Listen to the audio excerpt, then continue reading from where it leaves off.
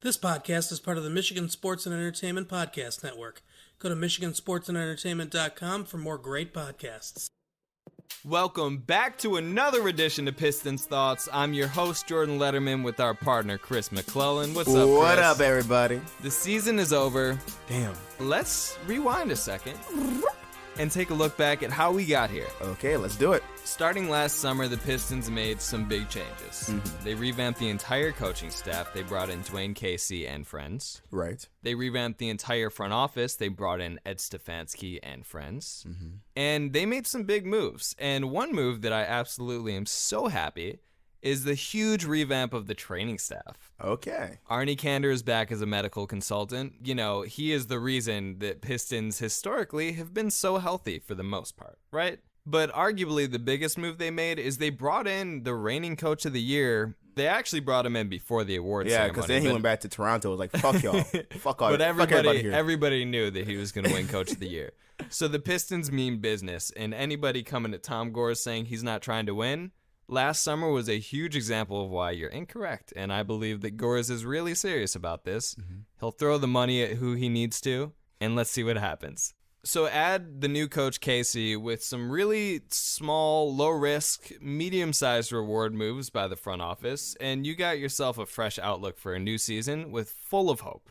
I think the problem is a lot of people just, and we said this last time we were here together, but a lot of people expect it to happen so immediately, and so like the instant gratification of it is not there. It's a slow build. It's a slow grind, and you just gotta be a little patient so it can actually take the full effect. Exactly, and at the end of the day, the whole game is progress. Yes. You don't go from nothing to contender and beating the Warriors. Hey man, this in is one bad offseason. and bougie, man. You ain't going from nothing to something, you know. Exactly. So what the front office did is they made some really smart, potentially, we'll find out eventually, but diamond in the rough second-round picks. Yes. They grabbed Bruce Brown. They grabbed Kyrie Thomas. Now, Kyrie was less ready than Bruce. Bruce, pretty early on, ended up starting for this team. He started 50-something games. There's a lot of improvement to do, but off the bat, really poised for a rookie. Great defender, looking like a great pick. Yes. Then you go on to sign Glenn Robinson III to a one-year deal with a team option. I think that's super smart. It's sort of a rehearsal for him, right?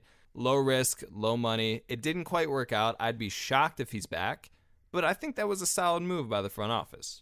Bring in Jose Calderon and Zaza Pachulia. You're already giving a look when I mention Jose's name. But, you know, you can't really fault him. You know, like you said before, he's older. It's just he wasn't expecting to probably play as much as he did. Yeah. You know what I mean? So it's one of those situations where you're like, yeah, it's kind of shitty, but look, it's like, what else can you really do about it? They're smart moves. You bring in two veteran guys on some veteran minimum deals. Right. To realistically, Jose was the third string point guard. Zaza was the backup center, but the plan was maybe to play Blake at some center. Zaza wasn't intended to get so many minutes, but Right. if you look back, the first half of the year, Zaza was really solid before things sort of fell off the rails.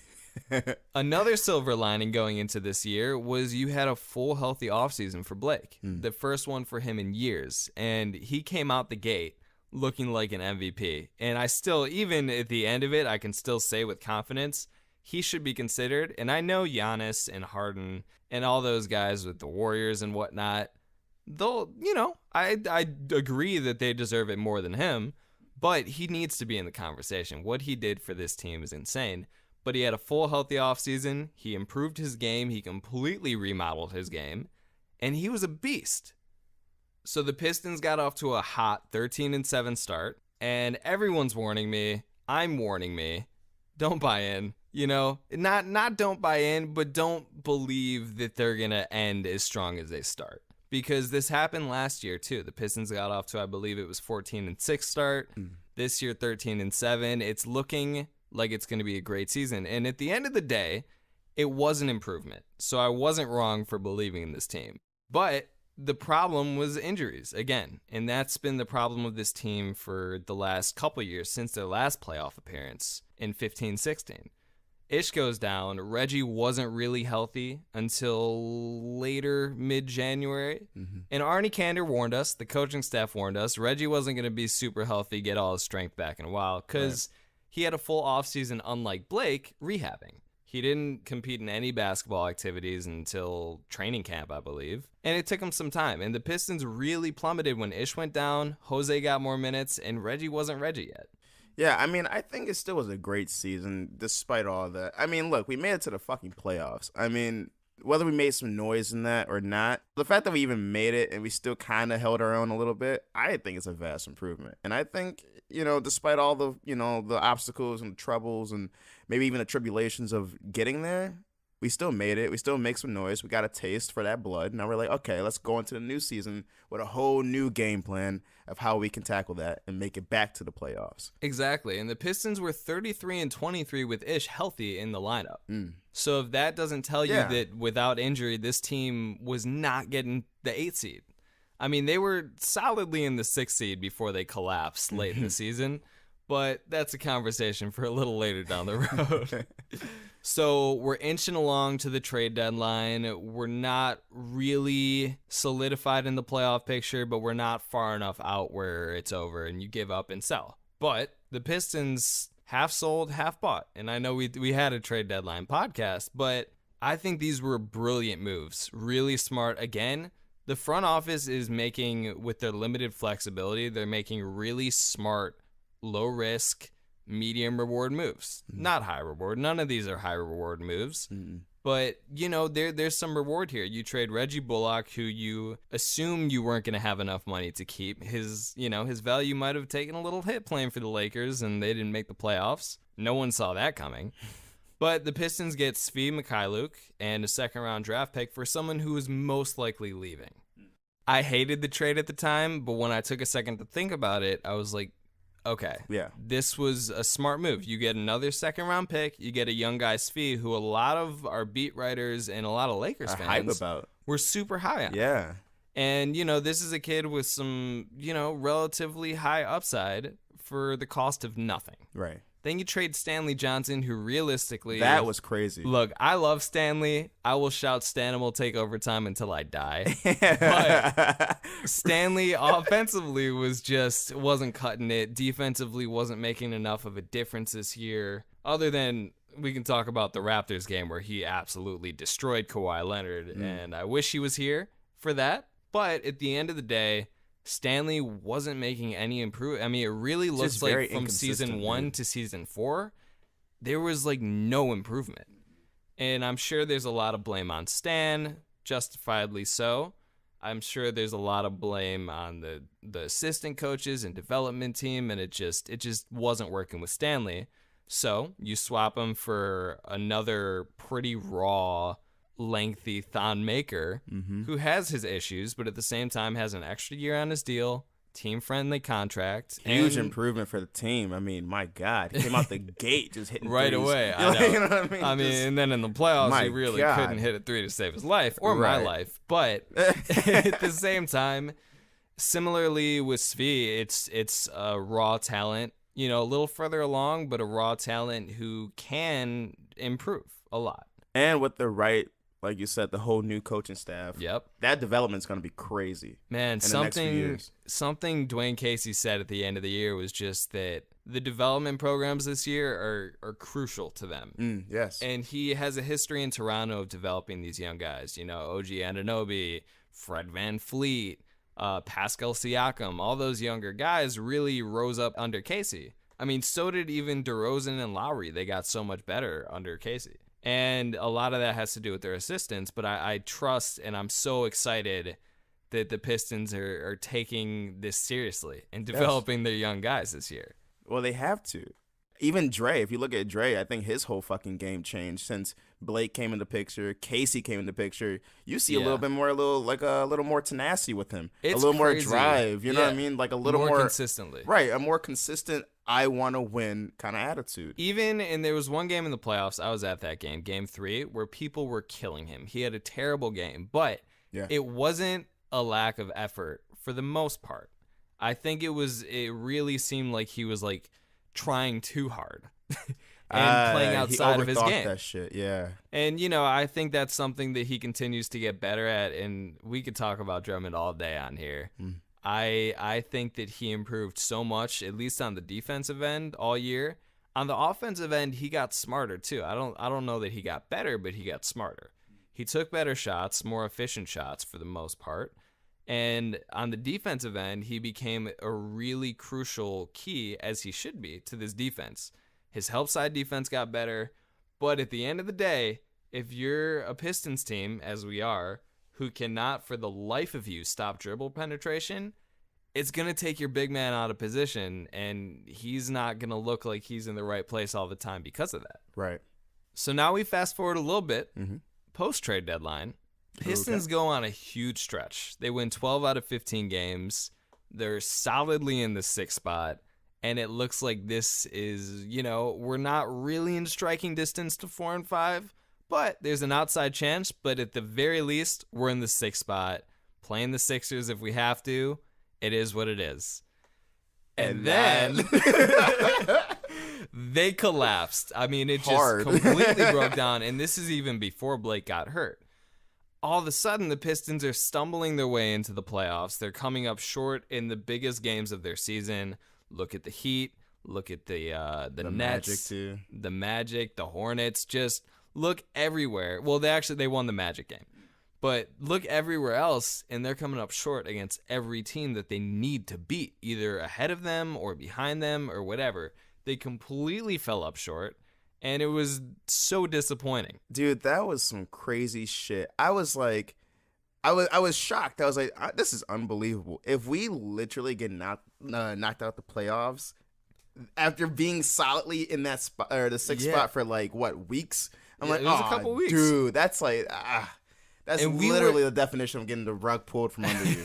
And it came down to the last game against the Knicks to do this. Granted, the last 2 games of the year, there was the Memphis game where the Pistons came out with the worst half of basketball that you could have possibly played in that situation. But then Dre, as people hate for some reason, single-handedly, I guess not single-handedly, Ish had a lot to do with it. Luke had something to do with it. Oh, we got to talk about some Luke, by the way. Right. But they carried us to that win. They were like, hold up, we're not fucking around here. We're actually going to make the playoffs. They came out, handled business against the Knicks. Unfortunately, they ended up against the Bucks, but they did it to themselves at the end of the day. Very much, yeah. No ifs, ands, or buts. They completely got themselves in that situation, and that's where the disappointment is. It's not the disappointment, at least for me, it's not disappointment in progress because there was progress, not disappointment in making the playoffs because we haven't done it in a few years, and before that, it was almost a decade. The disappointment is that this team was very much in a great spot to be the 6th seed, maybe 7 if things collapsed and you wanted to get the Raptors matchup. But they completely fell apart. And then to top it off at the end of the year, the last week and a half or 2 of the season, Blake is hurt. Yeah. And Blake is dealing with that dumbass knee injury. And there's nothing you could do about it as he got surgery a day after the season ended. You can only imagine what spot we'd be in if we played the Sixers or even the Raptors. You can only just imagine, like, fuck, maybe we wouldn't get swept. No, I don't think we would have. At all. I'm not confident we would have won a series, but as I've said so many times throughout the year, and I got to change it a little bit, give me a healthy Blake in the playoffs and just see what happens. Even a healthy Blake against the Bucks maybe could have stolen a game, but the Bucks are just good. They're crazy good. Like there was and a terrible matchup for us on top of them being easily. So just a terrible storm for us. But if the Pistons ended up with the Sixers or the Raptors, I think they would have, I would have guaranteed at least a win. Made some noise. I think they could have pushed each series to 6, 7 if Blake was healthy and things went well. Did they win a series? Probably not. At the end of the day, we're still, we have a lot of problems on this team. Yeah. Don't get me wrong. A lot of people come at me on Twitter specifically for my, for my optimism on this team. But don't get me wrong. I promise you I see the flaws in this team. Okay? I'm not just, oh my God, this team is so good. We're going to win a championship or win a series. No false hope. Right. But at the same time, you look at this team and again, here's my keyword of the day, progress. Last season to this season. Last year we weren't in the playoffs. What happened this season? We made it to the fucking playoffs. Interesting. Last season we had 38 wins. This season we had 41. Is that improvement or... Again, it goes back to what I said. It's the instant gratification of all this shit. People want this. Oh, we want. Okay, so we have all these cool trades and shit. So why the fuck aren't we winning now? Right. Why aren't we winning the finals and championships coach of the and year? shit? How come we're not in the conference finals? It's like, dude, relax. Everybody, just take a chill pill and fucking relax about this shit. It's like you said, it's progress, man. Like, next year we could probably make it even further in the playoffs, but you just gotta. It's a slow pace, man. It's progress with your hands tied behind your back too, because Stan Van Gundy really did a terrible thing to us. Oh yeah, he really drove us to the ground and just gave this front office no flexibility. The only last great gift he gave us was Blake. That's it. That's the only thing he really gave us. I think we can all agree on that. I tweeted this last night. It doesn't matter. Pistons Twitter has been in or on the brink of civil war all year. And if there's one thing that can bring everybody together, it's anyone giving any Blake Griffin slander. Because we do not tolerate that here. No, not at all. I don't tolerate Drummond slander. You don't. Some people do. Some people bring it. And that's whatever. But I still think you're wrong. Yeah. But Blake slander, you better be fucking ready for battle. If you come at Pistons Twitter with any sort of Blake slander, do not come at our MVP. Hell no. But basically all I'm saying is that the front office had no financial flexibility. Dwayne Casey had a team full of shooters who can't shoot around Blake Griffin and Andre Drummond. That's a contradiction. Honestly, that has to be the new slogan for this past year's team. I hope it changes. But just a team full of shooters who can't shoot. Who just can't shoot. Everyone coming at Dre and Blake combination being the problem because they hate Dre for some reason is stupid. Because they showed that they can work really well and coexist great on the court. I mean, Blake's a great facilitator. Dre honestly got so much better passing out of the post this year. He was in less dribble handoff situations, but he could still create for other people off those situations. But it's just a team full of shooters who can't shoot. Just can't shoot. And there are really limited alternatives for Dwayne Casey. I will say, Dwayne has some improvements he can make, but as an older coach in this league who had the same issues in Toronto, I don't think we're going to get a fix to the rotation issues. That's a good point. Look at Toronto and see, and then compare the two. And then if people want to say that, just be like, yo, just check out their season and shit with him. Yeah. You know what I mean? That's a good point.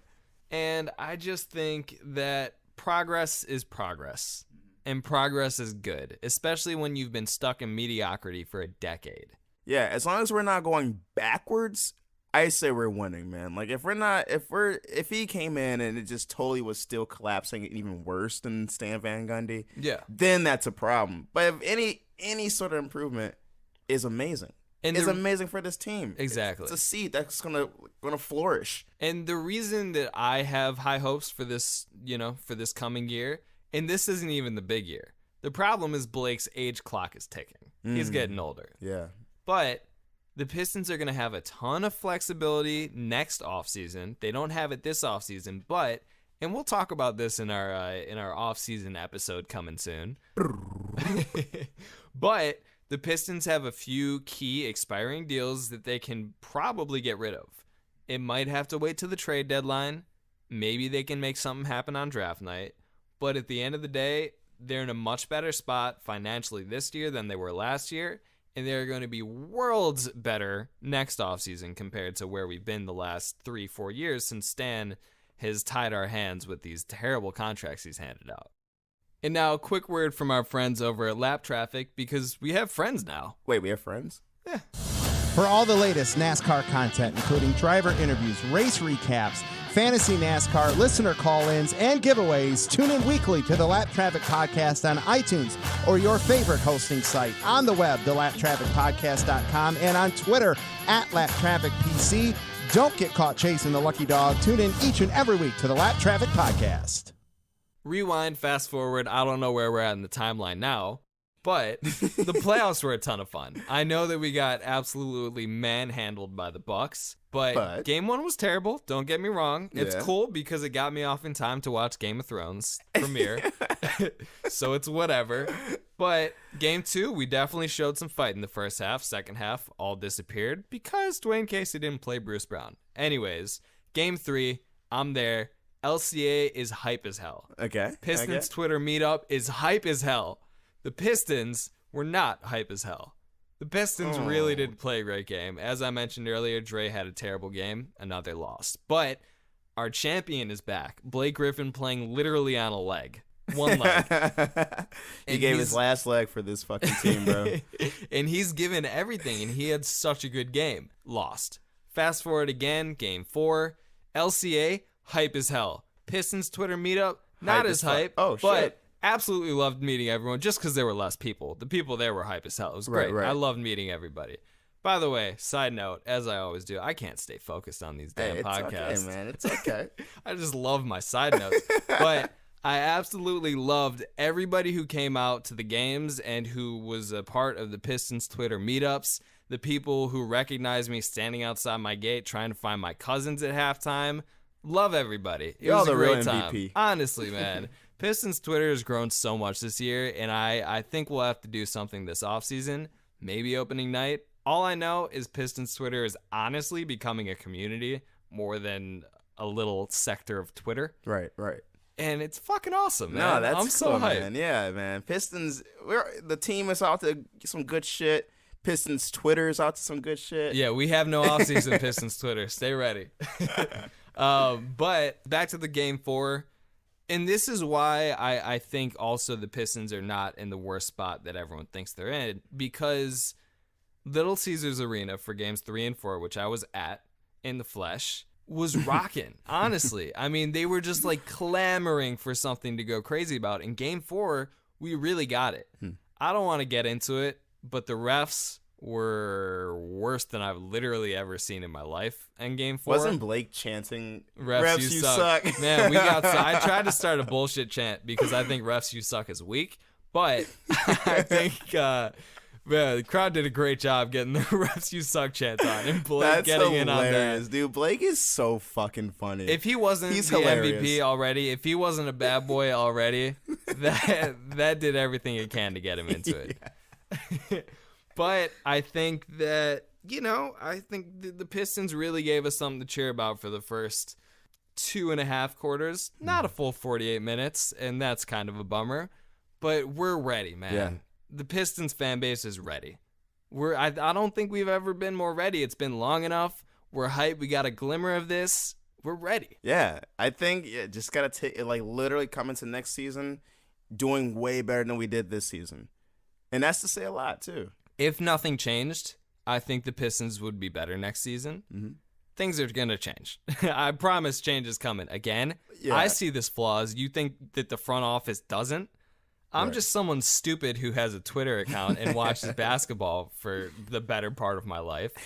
But you think that if I see the flaws that Ed Stefanski and crew don't? Guys, I promise that this front office is going to do what they can. Their hands are still a little tied, but they're getting themselves out. They're working it out. They're wiggling their hands out of the rope. Another key signing in the middle of the season, Wayne Ellington, who replaced Reggie Bullock. Oh yeah, I forgot about Wayne Ellington. He played some really good basketball, but come playoff time, this team was full of disappointments, honestly. And again, Bucks are the best team in the NBA, arguably. Mm-hmm. Clearly the best team in the East until the playoffs. We'll see what happens in that Celtics series. But best team in the East, probable MVP in Giannis, unstoppable. The refs like them. It's not a big help for the Pistons or anyone playing them.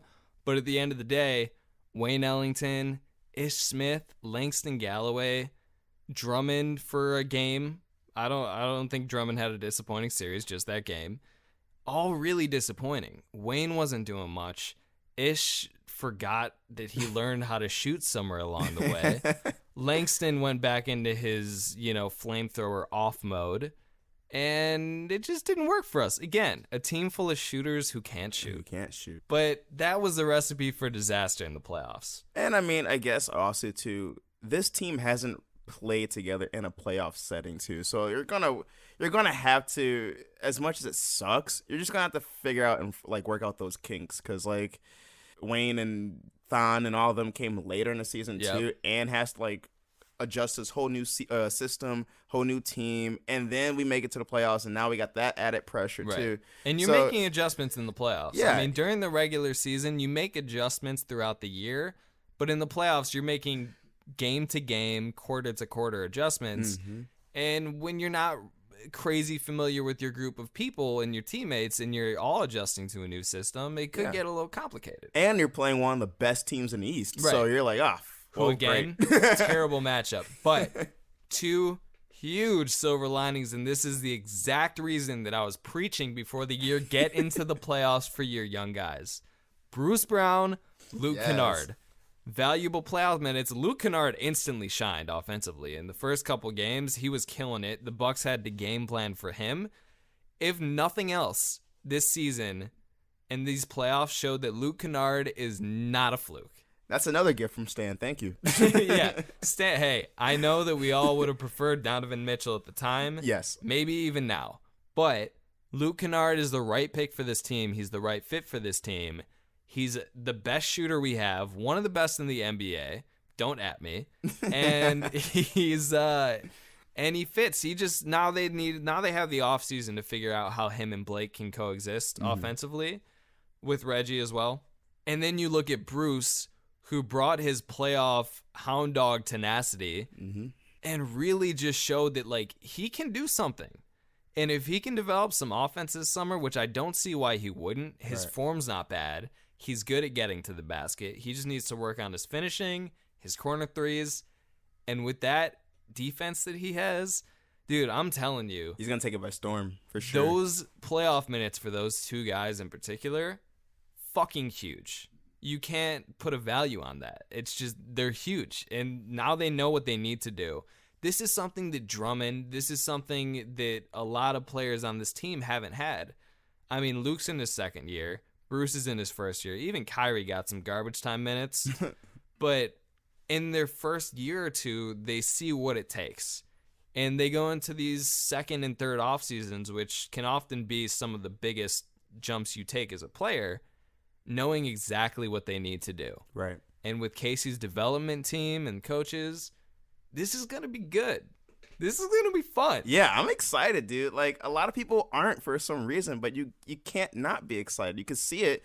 If you can see even just a glimpse of it, then you should be excited. You should be like, oh, fuck. Like, what are we going to do next season? What are they going to do in the offseason? I'm sure you can see a little glimpse of that in the offseason. I'm sure you'll see, like, some stuff on Instagram or Twitter. Or, you know, some writers might write about it, be like, yo, check this shit out. I'll write about it. Yeah, you will write about it. Like, you know, if you can see a glimpse of that shit, you should be hyped for the upcoming season. Yeah, and even, you know, look at Drummond again, who I'll keep talking about, because at the end of the day, he's the second most important player on this team. And maybe he's not equipped to be the second most important player on a team. Maybe he's better as the third important player. Interesting. The fourth, I think he'd, you know, far and away the best fourth option in the league. But, you know, at the end of the day, this is his second playoff experience. He still hasn't won a playoff game. He improved so much throughout the season. You don't think that he's about to be even hungrier going into this? Especially working with Blake. Blake would be like, look, man. Yeah. We got to tone this shit up, man. Yeah. For real. Like, I feel like Blake's one of those types of, like, people who are like, yeah, we can have fun and shit, but, like, I'm also a leader, and I want to win. Like, I'm not... Yeah. Nobody wants to lose. No one wants to fucking lose. And they know exactly what happened and how they ended up playing the Bucks, where they never had a chance to win a game. Oh, right. True that. And it's not even just about playing the Bucks. It's about the regular season, taking it seriously from day one, bringing some of your playoff experience and intensity to the regular season. For a team like the Warriors, you don't have to do that. A team like the Rockets, who gives a shit? A team like the Pistons, who are trying to build, you need to. And I think that they'll understand this, because this, at the end of the day, this season was a huge lesson for everybody.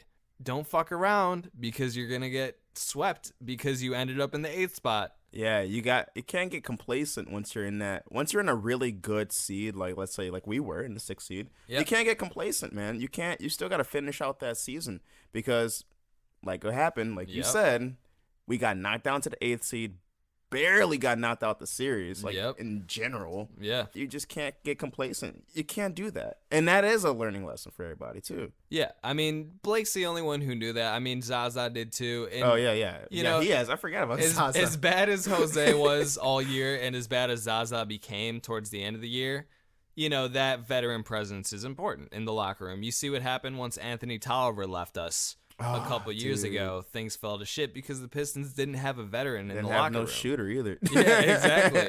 By the way, bring AT back. Yeah, come on. But at the same time, you got to go into this offseason and get you some veteran presence who can still contribute, preferably. 100%. Let's hop into some grades. All right. Of some of the players, maybe even Casey. Okay. A grading scale as you would get on a test in school. Okay. Let's start with Coach Casey. All I'm right. going to give him a B. I was going to say a B or a B+. Because I think he did a great job of leading. But his adjustments needed some help. It took him during our plummet, it took him a long time to do anything, and he really didn't until Ish came back, and that's like, okay, well, he's back, so we're good. Right. And then in the playoffs, his rotations really pissed me off. But at the end of the day, I love the foundation he's laid. I really trust his development program with the players.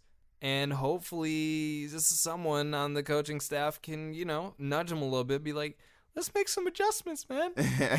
And then he says yes.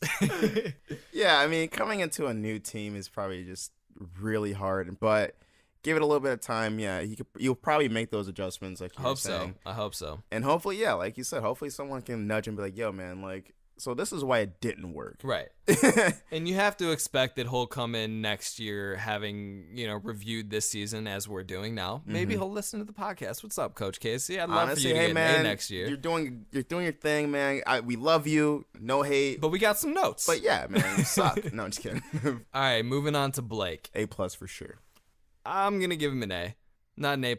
And the only reason, and this has nothing to do with his fault exactly, post-trade deadline, his body was looking slower. He was less effective. But, I mean, overall, his body of work this season was phenomenal. It's incredible. He was our savior, man. It was incredible to watch him go from, and before he got to Detroit, I'll be honest, and I think I've said this before, I didn't like him. He was just a crybaby who can dunk. Like, congratulations, you're athletic. But he got here, even last season, but more so coming into this year, completely reinvented his game. He is a fucking warrior. And he will give everything he has for his team, and he's winning. Right. He is a winner. And I think that mentality and his leadership, I think he's the best Pistons player since... I don't even know. I can't even think of the last player of his caliber. I mean, scoring-wise, Stackhouse is probably the best last one. Maybe Grant Hill before then, if you're ignoring the 04 team, who individually were not as good as Blake. I mean, the Pistons have a gem here, and I don't think they really knew they were getting this gem. Yeah. I mean, just as, like you said, his leadership is incredible. It does make a huge difference having one person sit down and tell you, look, we gotta fucking go. Like, I'm not gonna come to this team and just kind of slack off. No, we need to go out there. If we're not trying to win, or at least give it our all to win, yeah, okay, we might lose because maybe the team has the other team has a better system, or they have better players, or whatever you want to call it.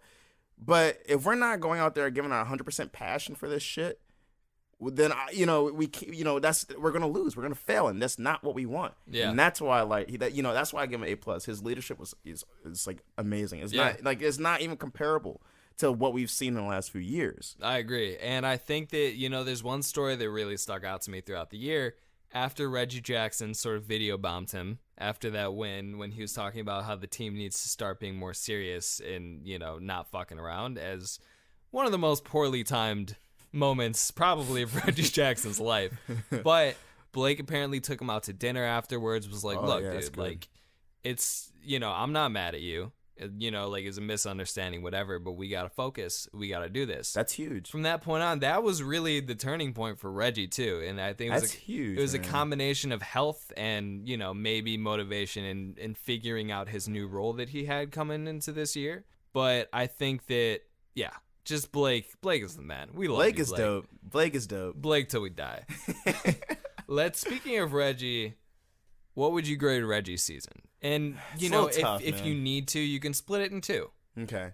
Well, healthy and unhealthy. Let's just say, because I think it's kind of a given how it'll be before that, right, when he was like kind of hurt. Let's say post. So let's just say post, just to kind of keep it fair. Post video bomb Reggie. Yeah.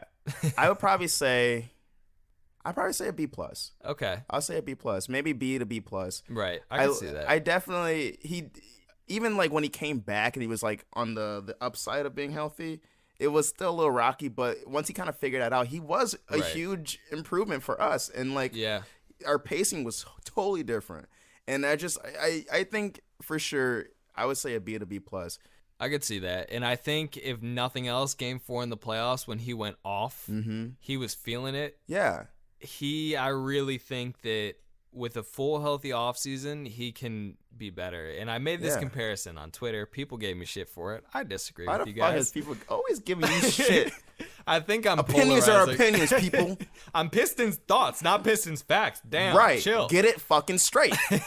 But I said, look at Derrick Rose this year. This was Derrick's first healthy offseason in years. Oh, yeah, he went off, too. And he went off. Yeah. And he had his best season in years, and it's not a coincidence. Look at Blake Griffin even. His first healthy offseason in years. Yep. This was the best season of his career.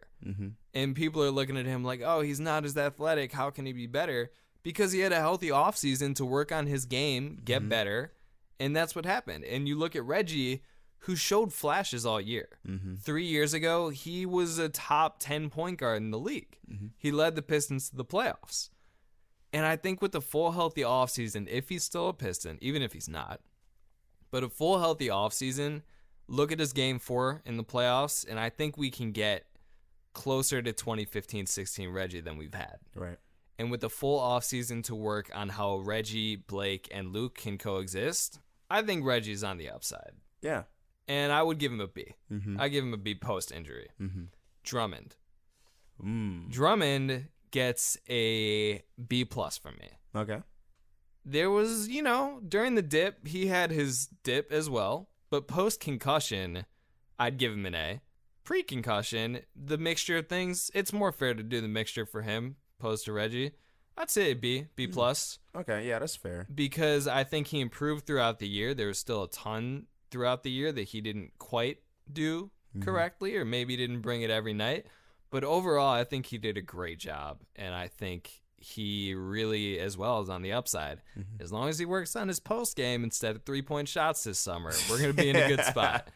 Look, I'm not mad at Dre taking threes, but don't let it interfere with your post work. Don't take stupid threes, you know what I mean? Yeah. Don't take if it's not, if we're up, let's say 20 points or some shit, then yeah, fuck it, try it, whatever. But if it's still crucial, don't focus on our priorities a little bit.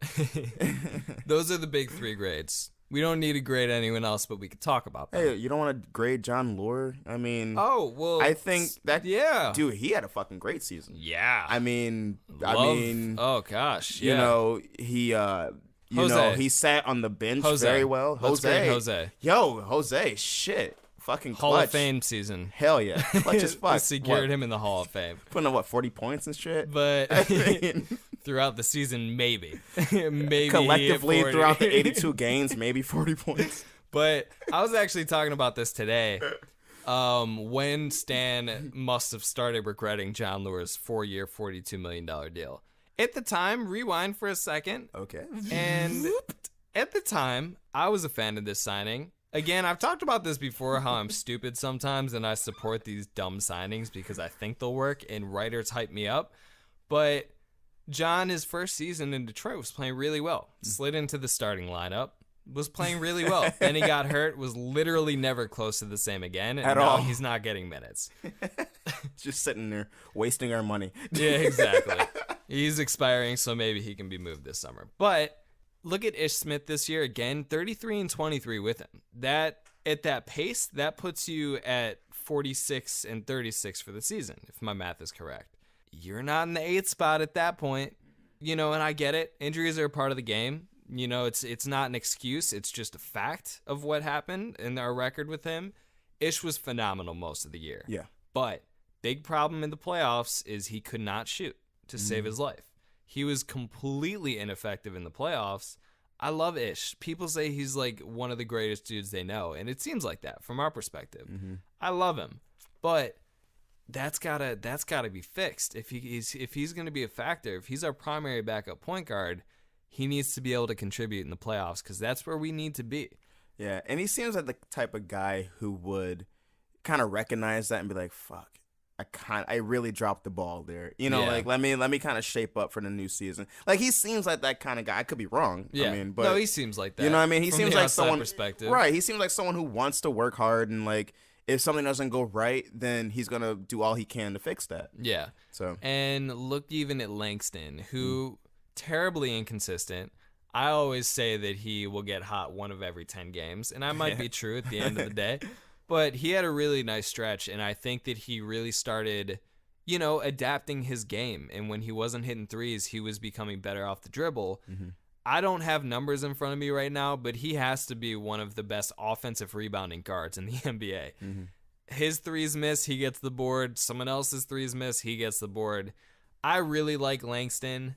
It's just he needs to find a way to be consistent. yeah. Because, again, in the playoffs, he was pretty much a 0. Hey, but his shoes are dope. So Oh, my that's, God, that's cool, man. man. I So would- that's a consolation prize. I fucking love his shoes. Dude, Langston seems like a really nice guy as well. He does. I The mean, Pistons have dudes who just seem like good dudes. it wasn't. I think I don't know if this was a couple years ago, but there was a video on Twitter, or maybe it was like Bleacher Report or something. But it wasn't like didn't he propose to his wife or something, or maybe like I they missed it. I or don't she know. was like pregnant or something. It was something at the I don't know if it was a Palace or LCA at this point. Yeah. But it was like I'm pretty sure he like proposed to her like on the Pistons court. It was Dang, I like right missed it. before the game or something. I don't know. I gotta Old look move, back. Lang. Yeah, I mean it was kind of dope. I That's was like, cool. all right, hey, that's some G Congrats, shit. Langston. A little belated congrats. Hey, yeah, If 2 Chris's years. memory is correct. I'm pretty sure. I want to pull it up and just see if it, because I'm pretty sure it was either. I'm pretty sure he proposed to her, like center court. She Yeah. wasn't really expecting it. I think it was right before a game. Nice. And I was like, all right. Damn, hey, how did he that's go out and play after that? Yeah, he was probably like hype. Like, Man. hey, congratulations though, for sure. Yeah, a little belated congrats from Yeah, us. a couple years too late, but hey. But 2 more guys I want to talk about, who we've talked about a bit, Bruce Brown and Luke Kennard. Mm-hmm. And again, I think Bruce was really solid, by far our best perimeter defender. Minimal offensive game. I just think he's still super raw. And, you know, he was asked to come in and be a defensive specialist. Again, we'll talk And about his this first in year, the too. offseason. Yeah. But I think that, you know, with a little work on his finishing and his outside shooting, he can be a really solid piece for this team going forward. And as a rookie, to be thrown into the fire like that, I think he did a really solid job. Mm-hmm. And that's the great thing too about this team. Like we have so much potential in each, and it's all different potential. Like you were saying, like it's all different potential. You develop his offensive game. Maybe Luke gets a better defensive game. I'm just kind of spewing stuff, but whatever the case is, each individual player has their own individual potential that, with the right development, it could be fucking fire, dude. I mean, just could be completely fire. And especially, and this is important too, is that they know the system they're playing in. So they know what they need to work on to help them specifically in this system and what's going to help them as a team. And I really think that's huge. And again, Rome wasn't built in a day. Nah, man, it was built in 2 days, bro. And so we got 2 days. That is a fact. Take it to the bank. But I just think, it's, as you said, there's no instant gratification. And having a second full offseason under Casey's staff, and this is Bruce's actual first full offseason. I mean, you get drafted, you get thrown into the summer league, you go to training camp. Yeah. It's a little whirlwind. hectic. It's a whirlwind. Yeah. And Luke, this is usually the big jump, second to third year. Mm-hmm. And if the Pistons missed the playoffs and Luke didn't have those few games of just brilliance, I think there's less confidence going into the year from him and from us as a fan base. We're all Luke Kennard fans. We'll follow him into battle. Please keep shooting, Luke. But at the same time, this, if nothing else, literally take away everything this season. If nothing else, we learned that Luke Kennard is for real. Yeah. And with the right coaching, which we have, I believe, and the right development and just an offseason of fucking working, he's about to be the second option on this team, barring any moves this summer that, It's better than do that. the pecking order. Yeah. And I just think that at the end of the day, this season was a success. Yeah, completely. Are we content? Hell no. No, there's still a lot of progress, but like it's looking very, very promising. Right. Yeah, and there was, again, I see the flaws. There are a ton of flaws on this team. They're still handicapped financially. There was a ton of issues this season throughout the year. Otherwise, we wouldn't have been the 8th seed. Mm-hmm. But progress is progress. And for a team like the Pistons, who have been mediocre forever, this is big. And you really do have younger guys who can make improvements. We didn't even mention much about Svi and Kyrie. Oh, yeah. Who I'm really high on Kyrie. I love Kyrie. And I think with some good development, maybe he's a key rotation piece next year. There's talk about Svi being a backup point guard. Okay, cool. Maybe he ends up being third string point guard, and we don't have to deal with another Jose or Bano or Steve Blake. Oh, Bano. I That's love a Bano. throwback. Bano is dope, though. Oh, By the way, man. Steve Blake is playing in the Big 3 league now. Hey, congrats So to him. the GOAT is returning. Hey, Steve Blake. But really what it comes down to is progress. And the Pistons teams made little baby steps. They didn't make leaps. They didn't jump. They didn't make bounds. But they made baby steps. And the future is nicer than it was last offseason, I promise. Shit, it's even better than the start of this season. I mean, Yeah. kind of like coming out of the trade deadline. Yep. Shit, I was like, all right, let's see what we can do. So even that, I'm like, all right, well, we'll see. Yeah. So We'll here's see. the plan for us. It's the offseason. We're coming at you with an offseason plan. What we would do if we were the Pistons front office. Okay. We're going to hit you with some pre-draft. We're going to hit you with some post-draft. Get ready. We're going to hit you with some summer league. All right. We're going to hit you with some free agency. Hey. We're going to hit you with some training camp. Okay. And we'll be back for next season. Let's get it. With that being said, we will see you next time. Thanks for tuning in. If you don't already, follow me on Twitter, Pistons Thoughts. Boom. And follow me on Twitter, Mr. Chris416. And with that, we will see you next time. Let's get it. Peace.